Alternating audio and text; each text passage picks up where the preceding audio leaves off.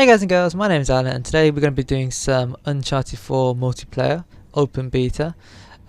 So funny story, I was recording this and I had my microphone turned on. I was chatting to my mates. We're in a party, by the way, and then I went back to, after the game finished, I went back to Elgato and I realised that I wasn't actually recording commentary.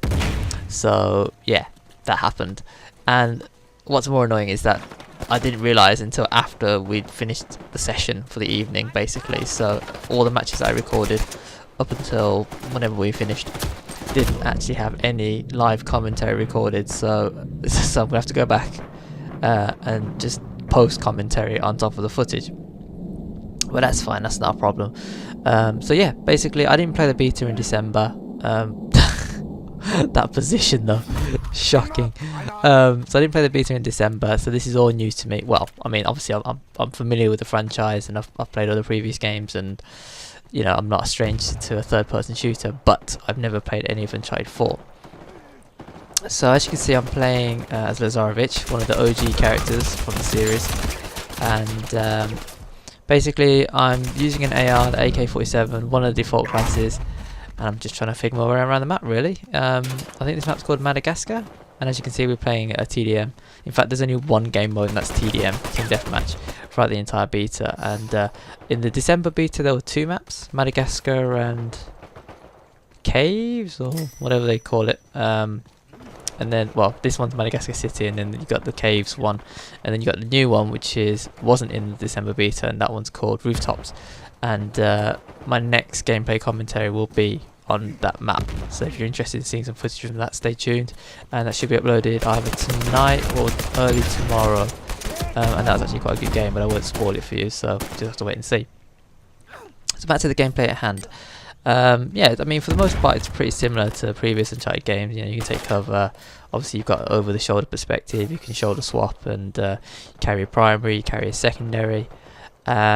However, there are, you know, minor differences. So they've messed up the button configuration. I don't know why, or what was the decision behind it. But basically, reload is now triangle because R2 has been taken over by a cross between using a special power called the Mystics and using the grappling hook.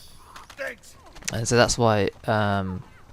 Actually, I don't actually know, because they probably could put it as that, because you have to hold down to activate the Mystic. So I don't really understand why you can't tap it to reload. So that's really just weird and bizarre.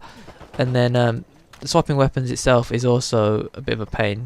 So because obviously I've played the previous Uncharted games, it's always been if you aim down sights and you press triangle, you swap weapons, and then obviously you can always use a D-pad. But now, because of they've changed it to square to swap weapons, and that is just a really weird layout for me. It doesn't make any sense whatsoever. So I'm basically just having to swap using the D-pad, which I guess is okay, but you do have to sort of start moving, because you have to take either your thumb off the left stick, which means you have to start moving, or you have to sort of use your finger at a weird angle, and it's probably not ergonomic at all. So I don't know if this is particular to this game mode, but in Team Deathmatch now, instead of getting a kill, you have to first down someone and then finish them off.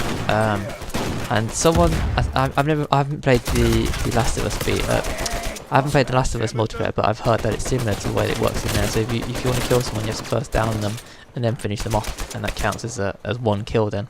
But they can be revived. If they get revived, then it doesn't count as a kill, basically, so the team doesn't score a point. And I don't know, it's strange, because coming from other games, if you kill someone, especially in the Team Deathmatch, a kill's a kill. There's no revives or you know saves or anything like that, so it's a bit weird. But first impressions of the game type is that it does add another dimension to it, because you sort of find yourself not rushing to help teammates, but it's always there. Like, if you see a teammate go down, you're thinking, oh, I should probably go over there and help him, because if you save them, it can help your team, obviously not by losing a point. And the other way around as well. So if you down an enemy player, instead of rushing straight towards them, watch this, by the way. total bullshit. I don't understand what's going on. Melee kills are 3-hit kills now for some reason. Even though I struck first, he manages to kill me. I don't understand that. Yeah, so that's bullshit. What was I saying? Yeah, so if you've killed an enemy player, or if you've downed an enemy player, then instead of rushing straight in and trying to finish off the kill, you can sort of use that player as bait. So if that player's in the open, then, you know, obviously that's a really good trap position. So if teammates come and rescue, you can then down the other person and then get 2 kills instead of 1. So, you know, it adds a bit more to it, to the game. But on the flip side, if you're down in the open, you shouldn't be in the open in the first place. If you are down in the open, then it's up to you to get to a position where your teammates can save you. So you'll see me in later sections of the game where I'll position my body so that my teammates can save me, or I'll call out and say, look, roll to me, or not roll to me, crawl to me, and then I'll pick you up, that sort of thing. And as I said, I am playing in a party.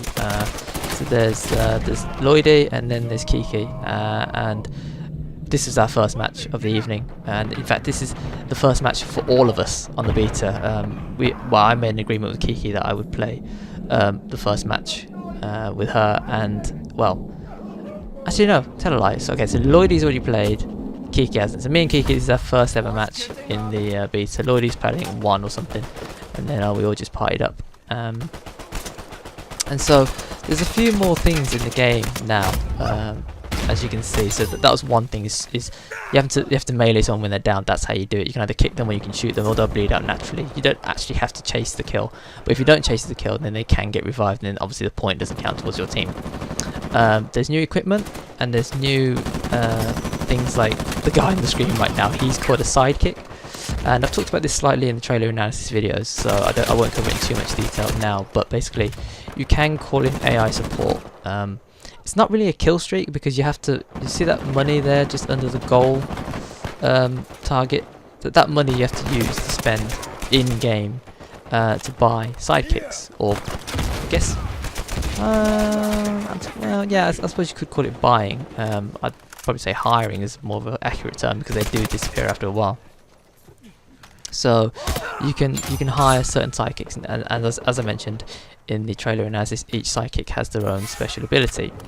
So what else is there? So yeah, so there's new equipment such as trip mines and smoke grenade, and the smoke grenade actually is quite good. As you can see, it is very, very smoky.